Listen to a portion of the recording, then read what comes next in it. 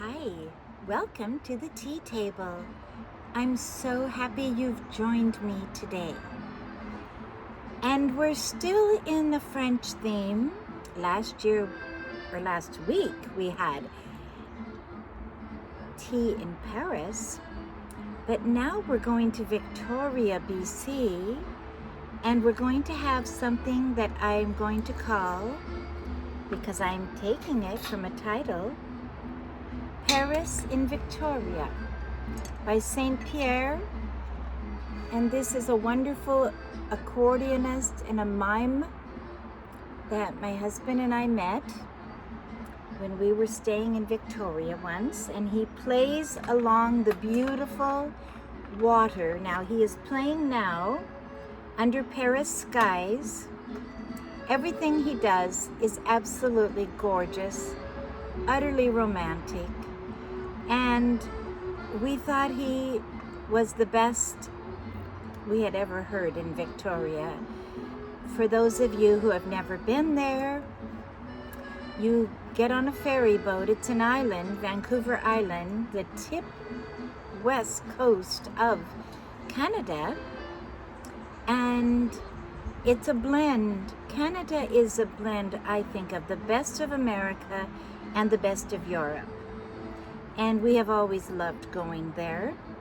And this time of year, we often go, but it is still closed because of the COVID situation. And so we're going to pretend. And I want to ask you, if you don't have your tea yet, pause and get your tea and then join me.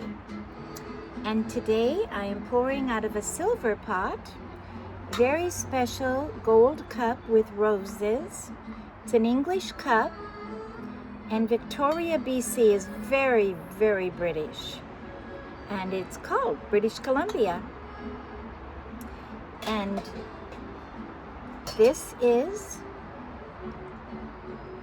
a splash of milk, and it's tea like you would find at the Empress Hotel.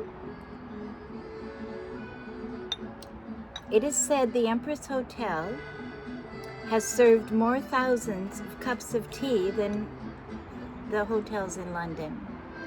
It's a real draw.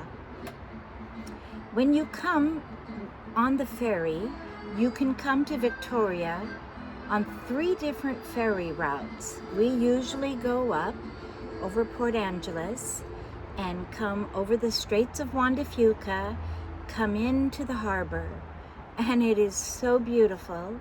You have the Empress Hotel takes up the entire 2 city blocks square of the harbor, and then to the right you have Parliament buildings, all built turn of the century, absolutely beautiful. And if you're coming at night or leaving at night, the Parliament building is all lit up, outlined with lights, and it's unbelievable, but they are the original lights from the Victorian era, and they still work. I don't know how, but they do. And then the harbor, because it is a harbor, is just misty and cozy and beautiful, and there's a little banana belt there in that it doesn't rain a lot and yet the mist comes. I say Victoria, BC, to me looks like the Garden of Eden. Flowers grow, baskets everywhere, parks, and everything is happy, colorful. And we've gone for many, many years, and there have been changes, but it's still our favorite place to go. So, I wanted to tell you, when I started thinking about Paris and French, and of course Canada, French is so important to them, and that's why this man, this wonderful man, his name is Pierre, Saint Pierre, and you can look him up. I looked him up online, and there's a whole accordion association in Victoria. Well, I found this cup, and look what it says. Café Paris. And it's real. It's Limoges. It's made for Café Paris, which is a very famous cafe in Paris. There are many of them. And so I wanted that on the tea table today. And then in the middle of the week, my dear sister-in-law sent me a gift. And do you know how it was addressed? To the tea table. And look what she sent. The most lovely petite four cookies for tea. And they are just lovely. They are made in France, and everything in them is real. Real butter, real cream, and they taste very, very authentic. So we are going to really enjoy ourselves today, my dear friends. And these are roses from my garden. And I am very pleased that my roses are very happy this year. And then these are some glads from, not from my garden, but I think they're so beautiful. I love gladiolus. They are so dramatic. And it's rare to find pink ones. And so I thought that would be very fun for today. So as we have our tea, I want to talk to you today about some of the lovely things that I think Victoria, BC represents. When my husband and I first went there on our honeymoon many years ago, there were many, many little shops that had China and British things. There was a Scottish shop, an Irish shop, many imports, and lovely, lovely china. I remember many royal pieces representing the Queen and her various celebrations. And then up the street is our favorite place to buy tea, and it's called Murchie's. It still is there.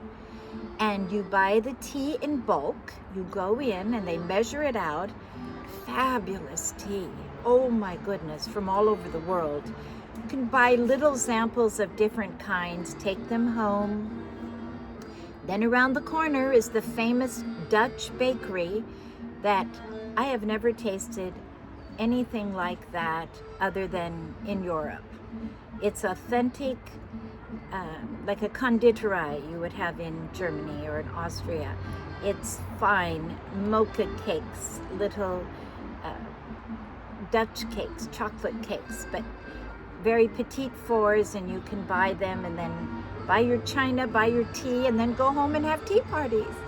And that's what we did for many years. And then, as a very special event, you can go to the Empress and have high tea. And that is very formal. And when we first went, the Empress Hotel was in its original state. Now it has been somewhat modernized. They've done a nice job, but I did love the original tea room. It was all mahogany furniture and very Victorian antiques. And I remember silver trays. They had placed them on mahogany stands, and that's how they were serving. And they always had the silver pots. And they had a wonderful blend of tea called the Empress Blend that you could buy at Murchie's. Really, really nice. And the other way you can get to Victoria is if we drove up I-5, up through Bellingham, Seattle, up to Blaine, and go over the border. And that's the traditional way to get to Canada, to Vancouver, but you go over, and then before you get to Vancouver, you go on a boat called the Tawasin Ferry and go through the little islands to Vancouver Island. It's stunning. My parents did that all the time. That was, my father's was from Norway, and I think it just reminded him of Norway, the little fjords and On the Canadian boats, they still serve tea in the China porcelain cups, which is very nice. And when I was quite young, I remember all of the Canadian men were dressed very formal. Like you would see the Navy brass, the cap, the entire, they looked like professional Navy seamen. And it was all very, I think it's changed a bit, but anyway, Canada has always been enchanting and inspiring, and the atmosphere is so nice, and the people have always been so lovely.